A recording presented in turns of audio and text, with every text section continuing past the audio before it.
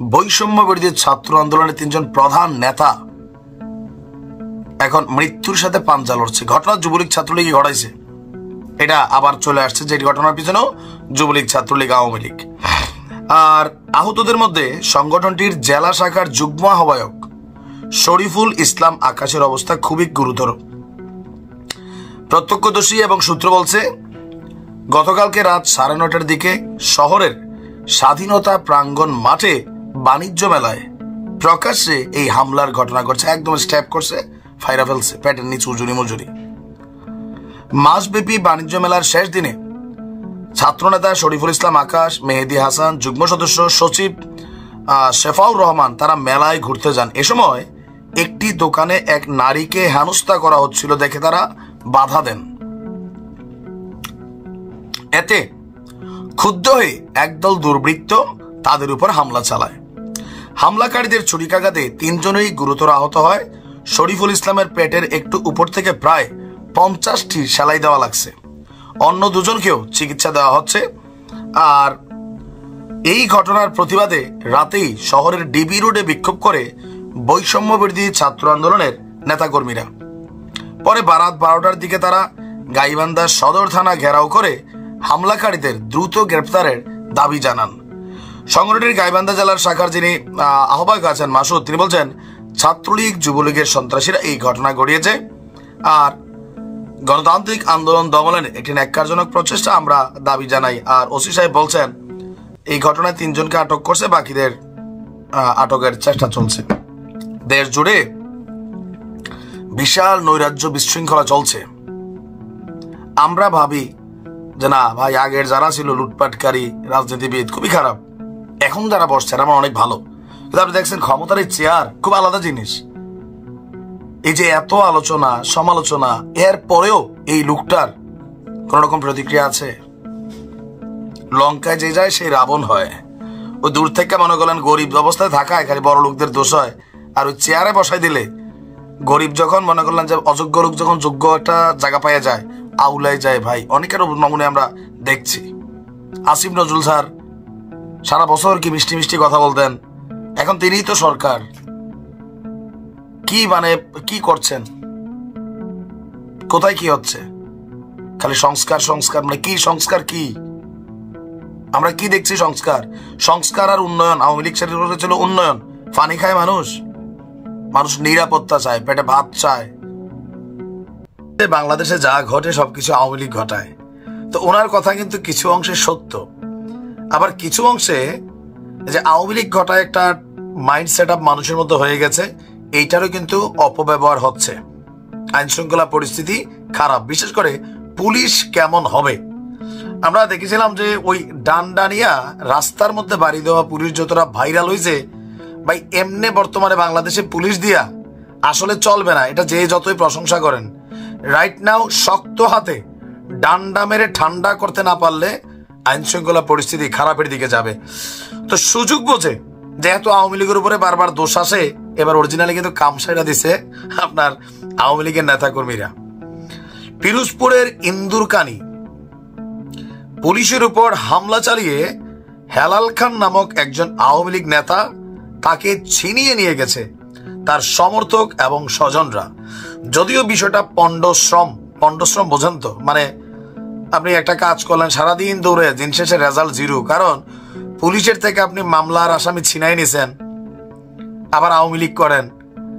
আপনি ধরা খাবেন না, বা যাকে ছিনাই নিছে তিনি বাইচা যাবেন, পালাইয়া থাকবেন, আর যারা ছিনাই নিছে তারা বাইচা যাবে। এইটা আসলে অসম্ভব একটা ইস্যু বর্তমানে। যারা এই ঘটনা ঘটাইছে আমার ধারণা আগামী 24 ঘন্টায় প্রত্যেকে আবার অ্যারেস্ট হয়ে যাবে। বাট সাহসের জিনিসটা যে এখনো কমে নাই আওয়ামী লীগের, এটাই হচ্ছে এর প্রমাণ। গতকালকে দুপুরে উপজেলার ঢেপসা বুনিয়া এলাকায় এই ঘটনা ঘটেছে। ছিনিয়ে নেওয়া আসামি হেলাল খান উপজেলার বালিপাড়া ইউনিয়নের একটি ওয়ার্ডের আওয়ামী লীগের সাধারণ সম্পাদক। অলরেডি এই ঘটনায় যারা জড়িত তাদের মধ্যে 2 জনকে পুলিশ গ্রেপ্তারও করেছে, মজনু নায়েব এবং ইদ্রিস নায়েব নামক 2 জনকে। আর তাদের 2 জনের বাড়ি এই ইউনিয়নের ঢেপসা বুনিয়া গ্রামের। পুলিশ বলছে সোমবার দুপুরে একটি জিয়াফত অনুষ্ঠানে স্থানীয় ওয়ার্ড আওয়ামী লীগ নেতা হেলাল খানের উপস্থিতির খবর পেয়ে ইন্দুরকানী থানা পুলিশের একটি দল তাকে গ্রেপ্তার করে। তো জিয়াপত বাড়ি, সাথে তো সমর্থকরা ছিলই, আর সেখান থেকে অ্যারেস্ট করে নেওয়ার জন্য যখন পুলিশ গাড়িতে তুলছে তখন তার যে সমর্থকরা বলছে ভাই জিয়াপত না খেয়ে যাবে না, এই বাকবিতণ্ডা। তারপর হচ্ছে তাকে জোর করে পুলিশের গাড়ি থেকে তারা ছিনিয়ে নিয়ে যায়। আর আসামি ছিনিয়ে নেওয়ার সময় দুজন আপনার মানে পুলিশের সাথে হাতাহাতি অবস্থায় কিন্তু আটক হয়ে যায়, বাকিরা পালাই যায়। আর এই ঘটনায় এলাকায় ব্যাপক তোলপাড় সৃষ্টি হয়েছে। বলা হচ্ছে যে 5ই আগস্টের পর ঘোষেরহাট বাজারে বিএনপির মিছিলে হামলা এবং ককটেল বিস্ফোরণের ঘটনায় দায়ের করা মামলার অন্যতম আসামি হেলাল খান। বাদীপক্ষের অভিযোগ, হেলাল খান এলাকায় প্রকাশ্যে ঘুরলেও পুলিশ তাকে গ্রেপ্তার করছে না। ওসি সাহেব বলছেন হেলাল খান নাশকতা মামলার আসামি, পুলিশ তাকে গ্রেপ্তার করলে স্থানীয়দের সহায়তায় পুলিশের উপর হামলা করে সে পালিয়ে যায় আর তাদেরকে খোঁজা হচ্ছে। ওই যে ভিডিওর প্রথমে বললাম যে পণ্ডশ্রম, এই ধরনের ঘটনা করে কেউ কিন্তু বাঁচতে পারবেন না, মাথায় রেখেন। এখন পরিস্থিতি যাই হোক, আওয়ামী লীগের কেউ যদি একটা পাদও দেয় তারা কিন্তু পুলিশ ধরবে, আর পুলিশ থেকে আসামি ছিনাই নিবেন, গণহারে মামলা হবে, অজ্ঞাত আসামি হবে, এরপর যারে পায় তারে কিন্তু আসামি দিয়ে দিবে, এলাকার বহুত মানুষের বিপদে ফেলবেন। এটা সাহস দেখানোর বিষয় না, সবসময় গায়ের জোর কাজে লাগে না, ব্রেইনের বিষয় আছে। তবে কেউ কেউ বলছে ভাই দেখছো এখনো আওয়ামী লীগের সাহস কত কমে না, সুযোগ পাইলে কাম সেটা দেয়। অবশ্য যত কিছুই ঘটে আওয়ামী লীগের উপর দিয়ে যাচ্ছে। বাংলাদেশে এই মুহূর্তে সবচেয়ে ঘৃণিত একটা দলের নাম হচ্ছে আওয়ামী লীগ। অনেকে আমরা এটা মনে করছি, কিন্তু বাস্তবিক প্রেক্ষাপটে ভিন্ন একটা বিষয় দেখছি যে আওয়ামী লীগের এখনো কিছু কিছু জায়গায় এমন জনপ্রিয়তা, তবে যারা বিপরীত দলের আছেন বিএনপি এবং জামাত বলার চেষ্টা করছেন যে জনপ্রিয়তা না, এটা একটা পুরানা সেট আপ। আর এই সেট আপটারই সম্ভবত সরকার এখনো টেনশনে আছে যে বাংলাদেশের রন্ধ্রে রন্ধ্রে আওয়ামী লীগ কিভাবে অনুপ্রবেশ করে ফেলেছে।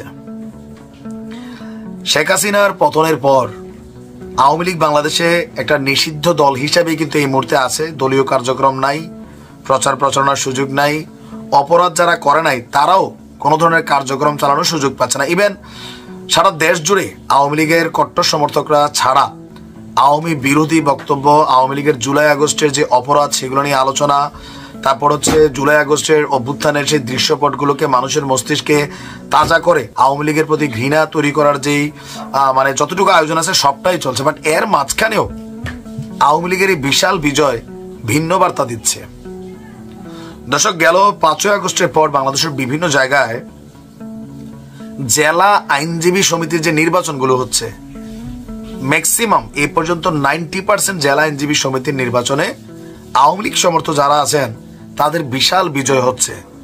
এবারের ঘটনা ঘটেছে চাঁপাইনবাবগঞ্জ জেলার যে আইনজীবী সমিতি নির্বাচন আছে কার্যনির্বাহী কমিটির 2025-এ বিএনপি জামাত একদিকে জোট হয়ে তারা লড়েছেন, অপরদিকে আওয়ামী লীগ লড়েছে। তো বিএনপি জামাতের চেয়েও আওয়ামী লীগ পন্থীরা বেশি ভোটে বা বেশি পদে বিজয়ী হয়েছেন। আজকে সকাল 10টা থেকে বিকাল 3টা পর্যন্ত জেলা আইনজীবী সমিতি ভবনে বিরতিহীন ভোট চলে। ভোট গণনা শেষে রাত 8টার দিকে প্রধান নির্বাচন কমিশনার অ্যাডভোকেট তাহির জামাল চূড়ান্ত ফলাফল ঘোষণা করেন। ভোটার ছিল 224, ভোট দিয়েছে 202। আর এখানে 1 বছর মেয়াদী কার্যনির্বাহী কমিটি নির্বাচনে 3টি প্যানেলে 1 জন স্বতন্ত্র সহ 34 জন প্রার্থী প্রতিদ্বন্দ্বিতা করেছিলেন। আওয়ামী লীগ সমর্থিত প্যানেল মনিরুল এবং ডলার পরিষদ তারা 6টি পদে বিজয়ী হয়েছে। অপরদিকে বিএনপি জামাত সমর্থিত সম্মিলিত আইনজীবী ঐক্য পরিষদ তারা পাইছে 5টি, এবং শুধু বিএনপি সমর্থিত চাঁপাইনবাবগঞ্জ আইনজীবী ঐক্যফ্রন্ট তারা পাইছে 2টা। সভাপতি যিনি নির্বাচিত হয়েছেন তিনি বিএনপি জামাত সমর্থিত যে আইনজীবী পরিষদের মোহাম্মদ ইসাক, সাধারণ সম্পাদক হয়েছেন বিএনপির, আর বিএনপির হবে এটাই খুব স্বাভাবিক। তবে আওয়ামী প্যানেলের প্রার্থীরা সিনিয়র সহসভাপতি, অর্থ সম্পাদক, খুবই গুরুত্বপূর্ণ একটা পদ, সাংস্কৃতিক সম্পাদক, কার্যনির্বাহী সদস্যের 2টি পদে তারা বিজয়ী হয়েছেন। এখন নির্বাচনে যারা অন্যান্য বিজয়ী হয়েছেন, আচ্ছা যাই হোক, তো এখন অনেকে বলছেন যে ভাই এটা আসলে কেমনে হচ্ছে, মানে তারা আওয়ামী লীগ এখনো কেন জেলা পরিষদ নির্বাচন বা আইনজীবী নির্বাচনে তারা এগিয়ে আছে।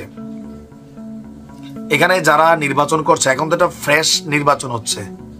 আগে নয়তো ধরেন রাতের ভোট, দিনের ভোট, বা যার সাথে সরকারের শক্তির সমর্থন ভালো তারা এগুলাতে প্রভাব বিস্তার করে বিজয়ী হইতো।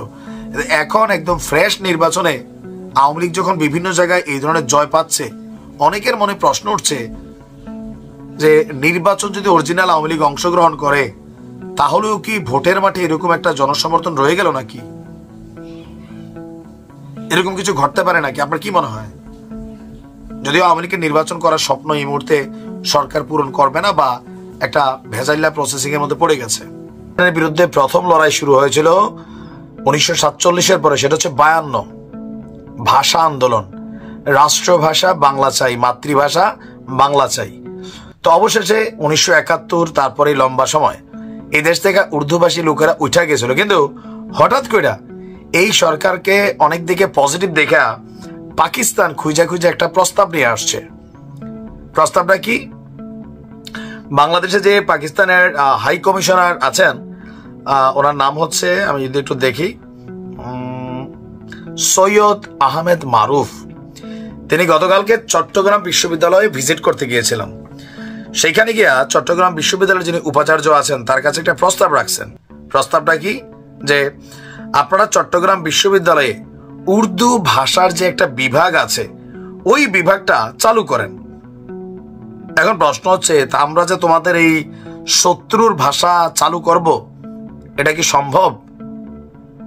তো একটা কাজ করো, তোমাদের দেশে আমাদের ভাষা চালু করে দাও, তোমাদের ইউনিভার্সিটিতে, মানে করাচিতে।